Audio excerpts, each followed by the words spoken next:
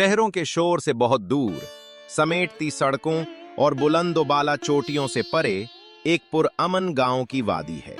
यहाँ पहाड़ सिर्फ ऊंचे ही नहीं खड़े होते, वो सुनने वालों को कहानियां सुनाते हैं। अदील जल्दी करो, उस्ताद शफीक की क्लास मिस हो जाएगी। बस आ रहा हूँ। ये पत्थर देखो, कल रात ये चमक रहा था। अदील कोई आम लड़का नहीं था। उसने उन चीजों को देखा जिन्हें दूसरों ने नजरअंदाज किया।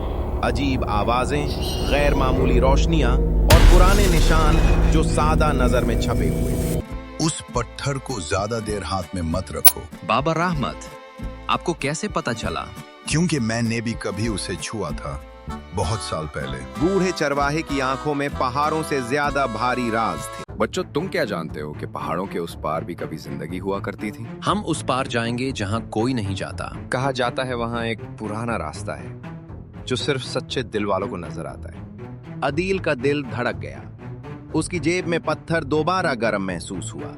तुम दोनों रोज क्यों पहाड़ों की तरफ देखते रहते हो? हम सिर्फ हवा को देख रहे हैं। कामरान गांव का नहीं था और अजनबी कभी भी अच्छी अलामत नहीं थे। तुलुए आफताब से पहले जब पहाड़ भी आधे सो चुके थे, अदील और मरियम खामोशी से अपने घर से बाहर निकल आए। ठंडी हवा उनके चेहरों को छू रही थी, लेकिन खौफ उनके दिलों में छुपा हुआ था। अदील, अगर अम्मी को पता चला तो? हम सिर्फ देखकर वापस आ जाएंगे, वादा। लेकिन कुछ वादे तकदीर ही से टूट जाते हैं। रुक जाओ बच्चों, बाबा रहमत, ये रास्ता सिर्फ चलने का नहीं, बर्दाश्त का है। जो पीछे मुड़कर देखे वो रास्ता भूल जाता है। अगर हम फेल हो गए तो पहाड़ तुम्हें वापस भेज देंगे, जिंदा या सीख के साथ। जैसे ही चमकता हुआ पत्थर पत्थर की दीवार को छूता है, पहाड़ खुद ही खुल गया, आहिस्ता आहिस्ता, खामोशी से। ये जादू है? नहीं, ये सच है। दूसरी तरफ एक भूली बसरी वादी थी, सब्ज, खामोश, वक्त से अछूता। ये जगह जिंदा है। शायद यही राज है। तुम्हें लगता है मैं तुम्हारा दुश्मन हूँ? आप हमारा पीछा क्यों कर रहे थे? कामरन कभी उन जैसा बच्चा था, यहाँ तक कि लालच ने उसके खानदान को तबाह कर दिया। वादी के मरकज में एक कदीम ढांचा खड़ा था। सोना नहीं, खजाना नहीं, बल्कि रिकॉर्ड।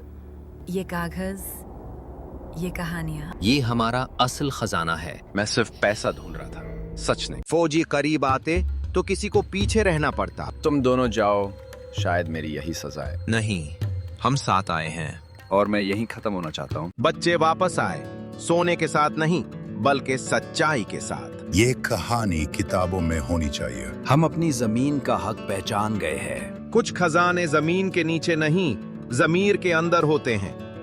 अगर हम सच का साथ दें तो पहाड़ भी रास्ता दे देते हैं।